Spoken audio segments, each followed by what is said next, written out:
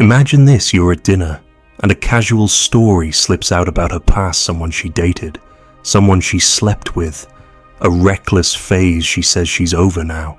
You smile, nod, pretend you're fine, but under the table, your jaw tightens. On the ride home, your mind won't stop. You start comparing. You build a courtroom in your head where you are the defendant. Her exes are the jury, and the verdict is always the same: not enough. It's not just jealousy, it's a deep, quiet panic that whispers, if she was like that before, will she do it again? And if she chooses again, will it be you she chooses to betray? The first trap is subtle. You start investigating instead of connecting. You dig through old photos, scan comments, run mental background checks. You interrogate with innocent questions that aren't innocent. You withdraw affection to feel in control. You try to outperform her memory, as if desire is a scoreboard. What you don't realize is the investigation is the sabotage. Trust dies not because of her past, but because you keep living inside it. Here's the tactical truth. When a woman shares a past that stings, your first job isn't to get answers, it's to stabilize yourself. The primitive brain wants immediate certainty. Don't feed it in real time. Do 3 things: control your body, control your focus, control the clock. Body, slow your breathing on a count of 4 in, 6 out. Keep your shoulders down, jaw unclenched. Your body broadcasts either fear or leadership. Choose leadership. Focus label the trigger in your head: comparison, spike, abandonment alarm, status threat, so it stops hijacking you. Clock, make a private rule: no decisions or confrontations for 24 hours. Time converts panic into patterns. Now the audit. Separate facts from story. Facts, what she actually did, when, and whether it overlaps with your current relationship. Story, what you're adding: she's impulsive, she's disloyal, I'm not special. Write 2 columns if you have to. Facts inform boundaries. Stories only inflame insecurity. Then define your standard like a man, not like a prosecutor. A standard is a behavior you require to remain in the relationship. It's not a demand she must obey, it's a condition for your continued investment. Example: exclusive commitment and honesty going forward. Notice what it's not. Explain every detail of your past so I can feel superior. That's surveillance, not leadership. If you suspect manipulation, especially attention withdrawal, as control, watch for timing and patterns. Timing, she goes cold right after you assert a boundary, then warms up when you chase. Pattern affection becomes a slot machine. You keep pulling the handle because every 10th pull pays. That's intermittent reinforcement. Break it by refusing the game in real time. You do this when she withdraws to test you. Don't protest, don't beg, don't lecture. Mirror her pace without malice. Send one grounded message: I like you. I'm here to build something real. If you need space, take it. I don't chase or punish, just let me know when you're ready to connect. Then go live. This is indifference with integrity, not passive aggression. It communicates I won't be dragged into emotional tug-of-war, but the door stays open for mature connection. If you're over-investing, over-texting, over-explaining, over-buying, to outshine her memories, pull back to baseline. Baseline means you invest proportionally to what she invests now, not to what her exes got then. Practical drill for 7 days. Match her communication cadence within a 10-20% margin. If she sends one thoughtful message, respond with one thoughtful message, not 6 love paragraphs. If she initiates 2 meets, you initiate 1 quality date with a plan and a clear end time. This tests real interest. If her engagement drops when you stop overfeeding, you didn't lose anything, you measured reality. Now, the rebuild plan, if you decide it's worth it. Create a trust contract, small, observable, time-bound behaviors that restore credibility. Not a policing list, a project plan. Example: we agree to transparency on logistics for the next 60 days, where we are, who we're with, and any unexpected changes. No phone raids, no interrogation. If an ex reappears, we tell each other the same day and decide together. That's clarity without control. Pair it with a reconnection ritual, one weekly check-in, where you discuss how trust felt in the last 7 days. Not feeling soup, metrics. Did we keep the agreements? What improved? What needs tightening? Keep it 20-30 minutes. Then go do something fun together so that trust is tied to motion, not just talk. When you feel the urge to search her phone, stop. That act isn't about truth. It's about trying to outsource your courage. If you need evidence secretly, you've already lost the leadership of your own life. Either set a standard she can meet in daylight or end it cleanly. And when you want to interrogate her about every detail, ask yourself, am I gathering information to decide or collecting pain to relive if it's the latter? You're feeding the ghost you say you hate. Have you ever tried to outperform her past and ended up pushing her away? What did you do in the moment you regret now? Which specific cue, withdrawal, inconsistency, secrecy hits your deepest alarm? The fastest? Be honest in the comments. You don't rebuild trust by winning arguments. You rebuild it by changing the frame you live in. The insecure frame says, convince me you won't hurt me like you hurt them, and tell me every detail so I can predict you. That frame guarantees you'll act like a detective and she'll act like a suspect, even when she's trying. The strong frame says, here's the standard that makes me calm, present, and generous. If we both can't live there, I will not live here. That shift sounds poetic, but it's brutally practical. Create a trust triage for the next 60-90 days and run it like an operator transparency of logistics, consistent availability, congruent words and actions, clean handling of triggers. You're not checking vibes, you're checking systems. When she says she's out with friends and her phone dies, does she tell you before or after? When an ex texts, does she disclose immediately or only when cornered? When you name a boundary, does she escalate, deflect, or collaborate? These aren't mysteries, they're observable. Here's a live example. She grows colder after you ask for clarity about exclusivity. The instinct is to chase warmth, bargain for affection, or punish with silence. Don't do any of that. Use drop rope indifference with integrity. You say once, calmly, I like you and I'm serious about building something. I only date exclusively. If you're unsure, that's okay. Take the space you need. I'll move accordingly. Then you stop negotiating. You match her pace. You don't mirror her mood. You remain available but not waiting, kind but not compliant. Two things happen when you hold this line: either she orients toward you or she orients toward chaos. Both outcomes reveal your next move. That's not a mind game, that's a diagnostic. Another scenario, attention withdrawal as control. She's affectionate on Monday, distant by Thursday, and the distance always arrives after you assert yourself about time, about respect, about being on time to dates. That's not fluctuation, that's conditioning. The tactic: break the cycle by refusing the jackpot. You send one grounded message acknowledging the dip and restating your intent. I don't do fights by silence.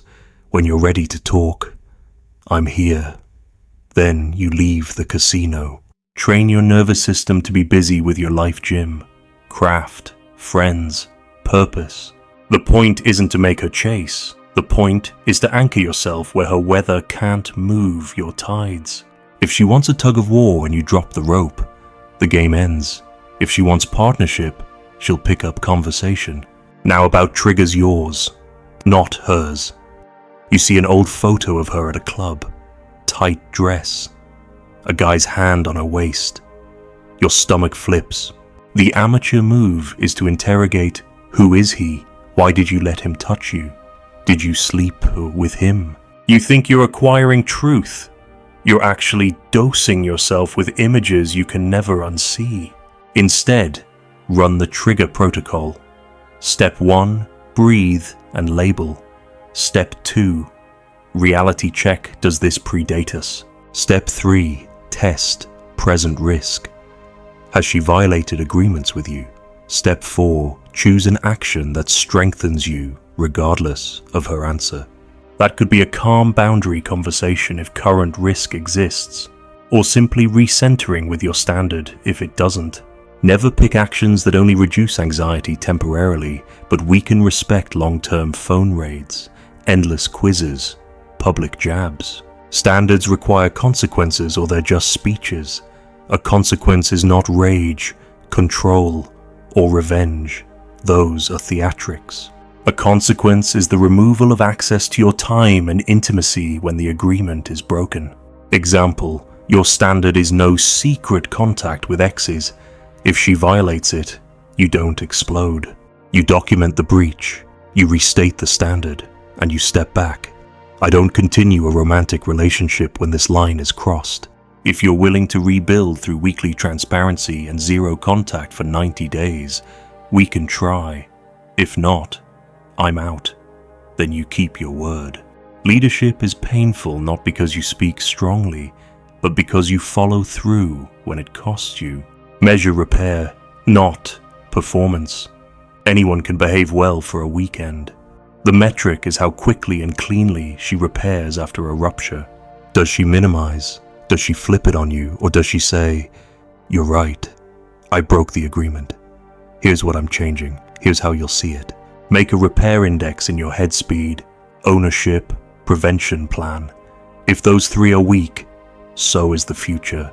And check your side, too. When you snap or withdraw, do you repair fast without groveling? I was short yesterday. That's on me. I'll take 10 minutes when I'm heated before responding next time. That's masculine accountability, clean, concise, actionable. Lastly, stop competing with ghosts. You don't outshine her past. You outgrow your need to win against it. Compare her to your standard, not to other men. Compare yourself to your standard, not to her highlight reel. Your presence must feel like clarity, predictable, principled, steady. The paradox is that when you stop trying to be her most exciting man and become your most integrated man, you become the rarest thing in her life, safe without being soft, strong without being controlling, warm without being weak.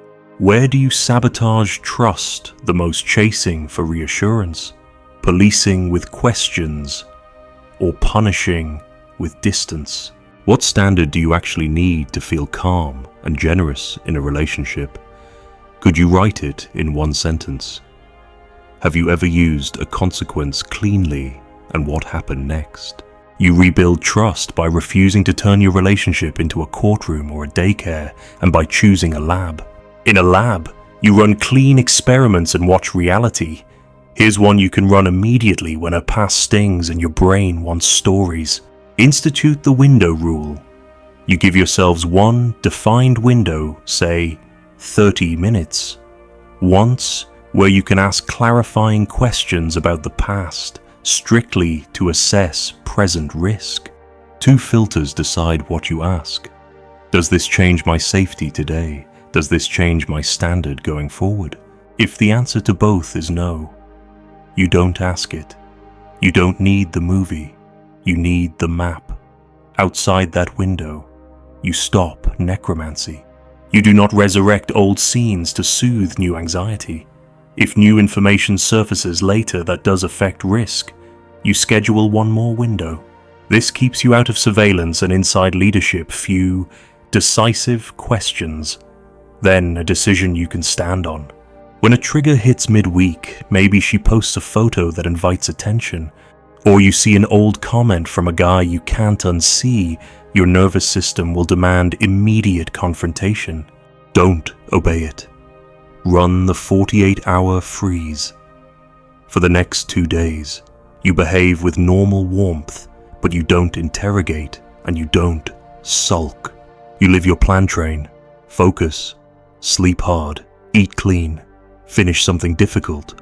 Then you invite a short, specific talk. I want to align on what public behavior supports an exclusive relationship. Here's my standard.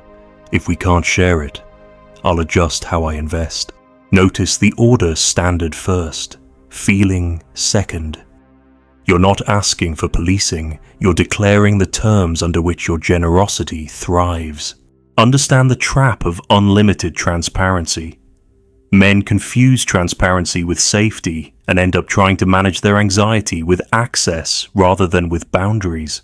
Constant location sharing, password swaps, 20 check-ins a day, none of that creates desire. It creates a warden-rebel dynamic where she proves innocence and you fail to feel it. Trade access for agreements. Agreements are observable, simple and testable. No private messaging with past flings. If plans change after 10 p.m., send a quick update. If alcohol is involved, I expect a same-night check-in. You don't need keys to her phone when patterns tell the story. Run the congruence audit for 30 days. Congruence is words matching actions across time and context. Time, is she consistent on weekdays and weekends? Or does Friday turn into vanish mode? Context, does she respect the relationship equally around tempting friends as she does alone with you? If congruence is strong, your body relaxes because reality is predictable. If it's weak, you stop arguing theory and start adjusting access fewer overnights, slower integration with your family, or a clean exit if core standards fail. You don't perform loyalty ceremonies to convince yourself. You read the chart. Calibrate your investment to the present, not to her past or your fear. Use the equal +10 rule mirror her effort and add a light. 10% of leadership. If she texts once, you text once with slightly more intention, a plan, a time, a place. If she shows up on time and engaged, you escalate to a meaningful date with a clear end time. If her investment stalls, you hold baseline, not bitterness. Peaceful consistency is louder than grand gestures, and it smokes out whether she's here to build or to drift. Here's a common minefield: the thirst trap plus the wandering ghost of an ex. She posts a revealing photo, an old flame drops a heart eye. Your amygdala screams. Don't write a furious paragraph under the post or send a thread of interrogations. You'll only train her to hide or to perform compliance without conviction. Instead, use the standard statement in an exclusive relationship. I expect public behavior that doesn't invite sexual pursuit from other men. I don't comment police. I choose the kind of relationship I live in. If our views differ, no drama, I'll adjust accordingly. Then watch what she does over the next month. Does her posting style self-correct? Does she set boundaries herself? Or does she argue the definition while feeding the dynamic? You're not debating morality, you're selecting compatibility. Remember the internal cost of vigilance. Constant checking kills attraction because your nervous system can't desire and scan for threats at the same time. Build a threat reset ritual after any heavy conversation so your body doesn't anchor intimacy to stress: a 20-minute walk without your phone, a hard lift, a cold shower, and one completed task for momentum. Do it immediately. You train your body that conflict is followed by competence, not by rumination. If you catch yourself wanting details you can never unsee, ask, will this information change my trajectory, or will it only wound me? If it changes nothing, don't take the poison. If it changes everything, be brave enough to choose Staying should be a decision, not a default. Leaving should be a boundary, not a tantrum. Either way, you preserve the one thing you truly control, the story you tell yourself about who you are when love hurts. Have you ever tried the access over agreements path? Did it make you calmer or just more controlling? What public behaviors cross your line in an exclusive relationship? Can you state them cleanly? Without insult, if you ran a 30-day congruence audit, what would you likely discover? Rebuilding trust is really about your relationship with uncertainty. If you can't sit with not knowing, you'll lunge for control, flood her with questions, or perform niceness while secretly collecting evidence. That restlessness is how men lose respect for themselves. Train uncertainty stamina like you train deadlifts measured, progressive, and repeatable. Start with uncertainty reps. First, the no-check window, choose an 8 to 12-hour block each day where you do not check her socials, read into timestamps, or analyze who liked what. Fill that block with hard tasks, heavy lifts, focused work, a walk without your phone, and one call to a man who sharpens you. Second, the one-ask rule. Any question you ask gets asked once. No stacked interrogations. If it matters, bring it up calmly in person. Third, the end-of-day ledger, 3 lines: kept, drifted, broke for both of you. Kept, she updated when plans changed. Drifted, I got edgy when she went quiet. Broke, I made a sarcastic jab. Tomorrow's actions come from that ledger, not from emotion. Run the traffic light protocol to keep your head clear. Green is proactive transparency. She gives you heads up about late nights. She introduces you to the friends you've only heard about. Her posting naturally aligns with exclusivity, and her words match her weekends. Your job with green is simple: reinforce with warmth. Don't punish the healthy. Yellow is pattern, friction, slow replies after you assert a boundary. Coy jokes about my crazy past. Flirty posting justified as just my brand.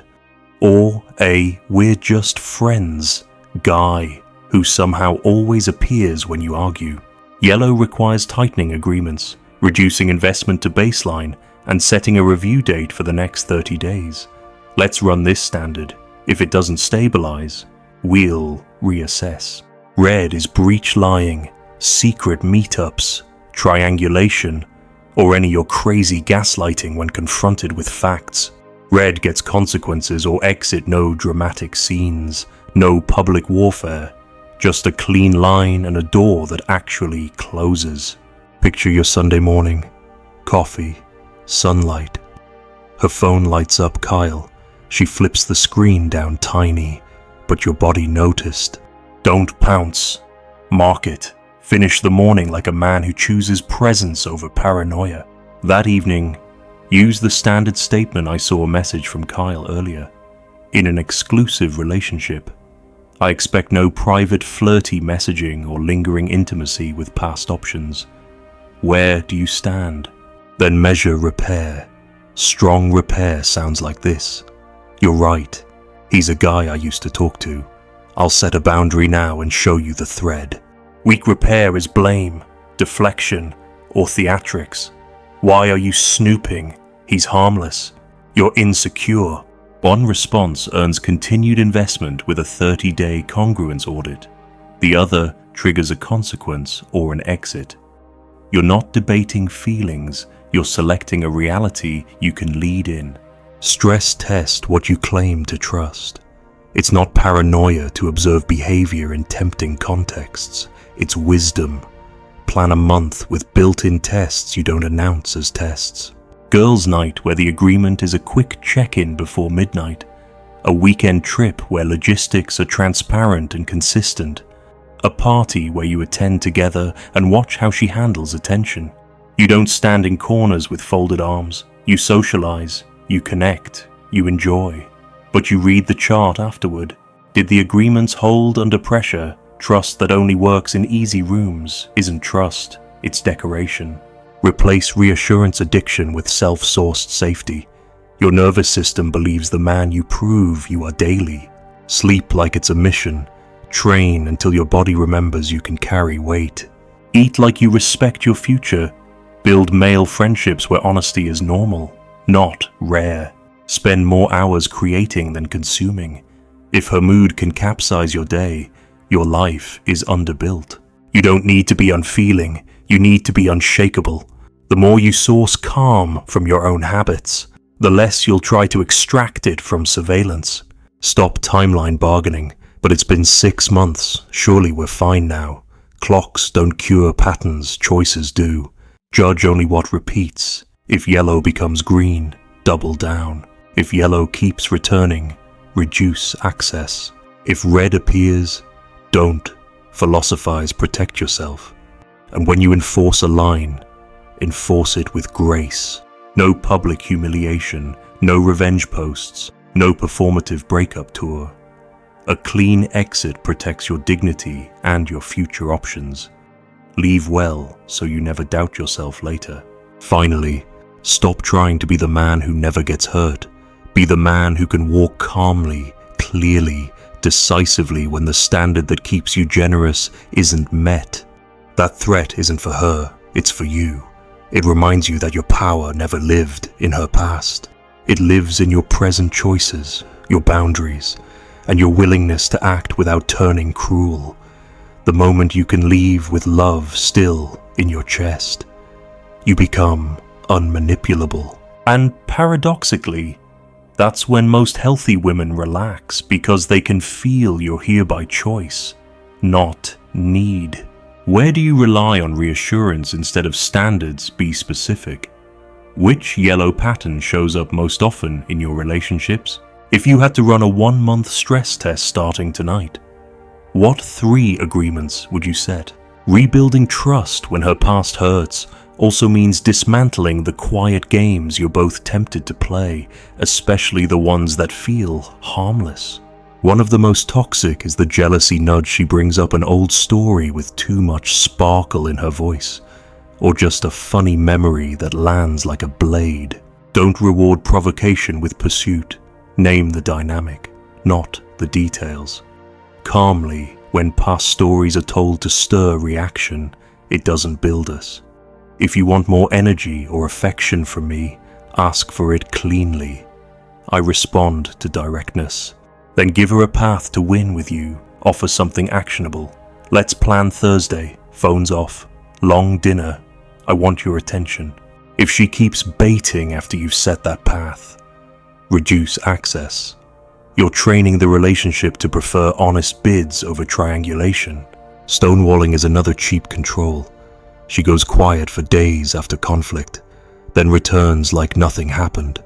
Don't accept resets without repairs. You can be warm and still require closure. Try the close loop script. I'm glad we're talking again.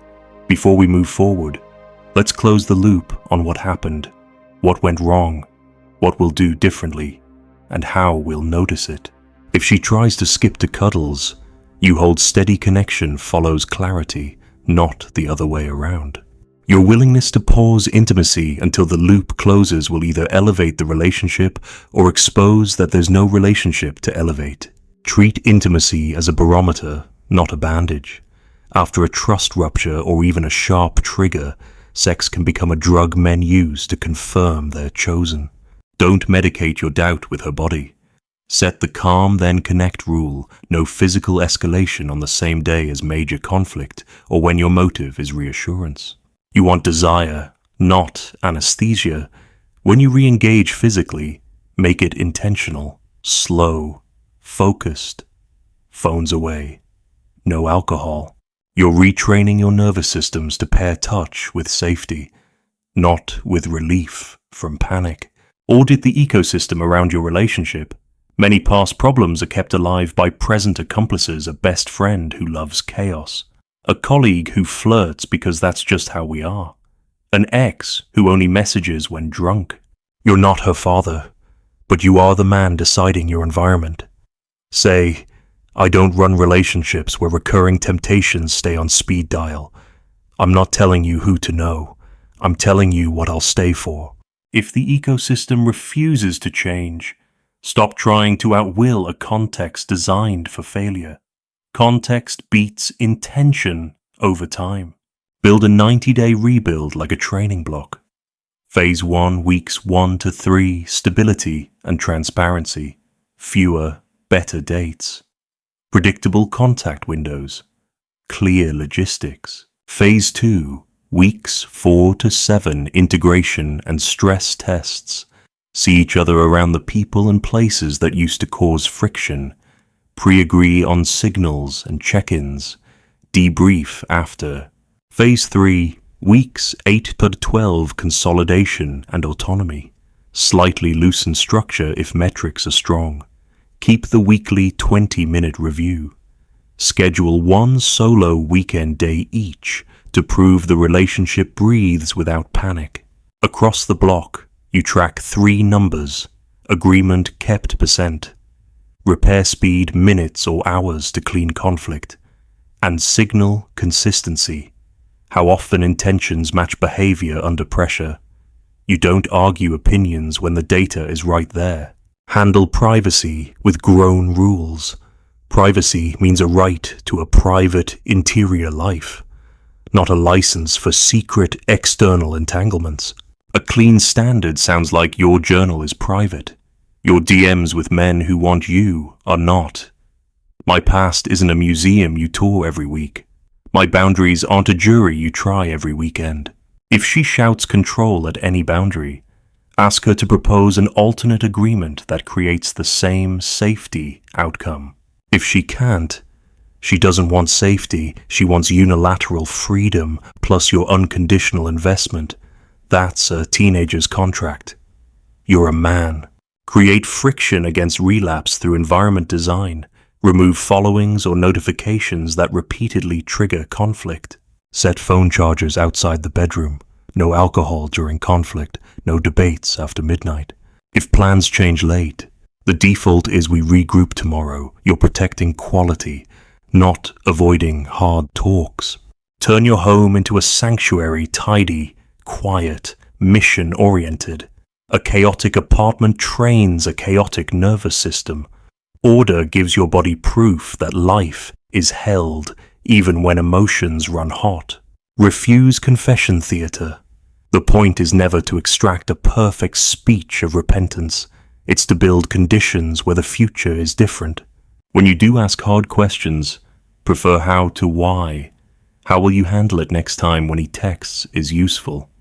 Why did you let this happen is a sinkhole. If she gives you a prevention plan that is specific, observable, and self-initiated, that's green. If she offers feelings without logistics, that's yellow. If she counterattacks, that's red. In the end, the deepest repair is your posture unhurried, principled, not for sale. You make it clear that you are here to build something strong, and that you will not bend your standard until you resent her. You'd rather face pain now than rot slowly later. That energy changes the room. Healthy women feel safer, unhealthy ones feel exposed. Either way, you get the truth faster, and time is the most masculine gift you can save. Do you tend to accept resets without real repairs? What would your closed-loop script sound like tonight? Which accomplice in the ecosystem keeps the past alive? And what boundary would remove their leverage? If you designed a 90-day rebuild, which metric would scare you most to track agreement %? Repair speed or signal consistency? You've done the audits, run the windows, set the standards. Now you face the only decision that matters. Do you stay and build, or do you leave and heal? Both choices require the same disciplined truth over fantasy. If you stay, you are not staying with a hopeful version of her. You are staying with the exact woman in front of you, patterns and all, because her repair, congruence, and ownership have made the future credible. If you leave, you are not leaving as punishment. You are leaving because your standard, the one that keeps you calm, generous, and proud has not been met consistently enough to stake your life on it. This is where most men collapse back into the loop. They ask for one more speech, one more promise, one more perfect apology. Don't. Reality is already speaking in behavior. You are choosing to read it or to rewrite it. Picture two doors with the lights fully on. Behind the first is recommitment fewer, better dates, small rituals that restore ease, clean boundaries upheld without theatrics, and the kind of honesty that arrives before it's asked for. Behind the second is a clean exit, no smear campaign, no secret surveillance, no bargaining at 2 a.m. You pick a door by acting, not by ruminating. If you choose to stay, your first week sets the tone. You say plainly, I'm in. Our standard is simple transparency on logistics. Zero triangulation, fast repair. I'll match what you bring and add steady leadership. Then you live it. You reinforce green. You tighten yellow. You exit red. Your nervous system calms not because you forced it, but because agreements are visible and predictable. If you choose to leave, you protect dignity like it's oxygen. There is a way to end something that makes you stronger every day after. You have one conversation, not 10. You speak in terms of standards and patterns, not attacks and histories. I wanted this to work. The agreements we need aren't present consistently. I'm going to step away. You gather your things, return hers, cancel shared logistics, and you do not orbit. You remove the channels that keep you relapsing into nostalgia, muted socials, no drunk check-ins, no I miss you traps. You give yourself structure the way you gave the relationship structure gym and sleep, real food, projects that move, men who keep you honest, and an environment that serves your focus. You grieve without turning bitter, and you refuse to convert pain into self-hatred. Leaving well is not coldness, it's honor. Whether you stay or go, you stop negotiating with triggers like they are court orders. When the old image flashes her hand in a stranger's photo, a memory that won't unstick, you practice the same drill every time, name it. Breathe, verify present risk. Act to strengthen yourself. You do not take in information that changes nothing. You do not seek stories that bleed you. If there is real risk, you address it cleanly. If there isn't, you return to your life like a man who trusts his own spine. You will be tempted to test her, to poke at the edges, to send a half-jealous joke and watch her scramble. Don't. Testing is what you do when you don't believe in your own exit. Believe in your exit, and you won't need games. You also retire the fantasy of pain-free love. Love is not the absence of risk. Love is your willingness to hold your standard in the presence of risk. That's what makes you desirable, again, not the perfect line, not the perfect physique, but the felt certainty that you cannot be bought with attention, softened by fear, or moved by manipulation. Healthy women relax around that energy because they can feel you are not there to be consumed or to consume, you are there to build. Unhealthy women react to that energy because it makes hiding expensive. Either way, clarity saves time. On the days when the ache surprises you, when you remember her laugh or the way she leaned into your shoulder and your chest tightens, you treat the ache as an athlete treats soreness, as proof you trained, not as proof you're weak. You keep your rituals. You maintain a minimum daily floor of self-respect behaviors: sleep, sweat, sunlight, stillness, skill. You write one page about what you protected today. You send one message to a man who sharpens you. You do one hard thing for your future. And when you love again, you do it with open eyes. You do not demand that a woman pay the debt of someone else's mistakes. You also do not let anyone overdraft your standards. You are not here to be right about women. You are here to be right about yourself. This is the quiet power you were missing when her past first stabbed your pride, the ability to feel everything and still act in alignment. Not to become numb, not to pretend you don't care, but to care so cleanly that you would rather lose her than lose yourself. That posture changes every room you walk into. It changes what you tolerate, what you attract, how you speak, how you're heard. And if you stay, that posture will be the reason trust doesn't just return, it grows. Because it's rooted in something no one can take from you, your standard, your word, your willingness to choose truth over comfort every single time. She didn't break you. She revealed what you were too afraid to protect.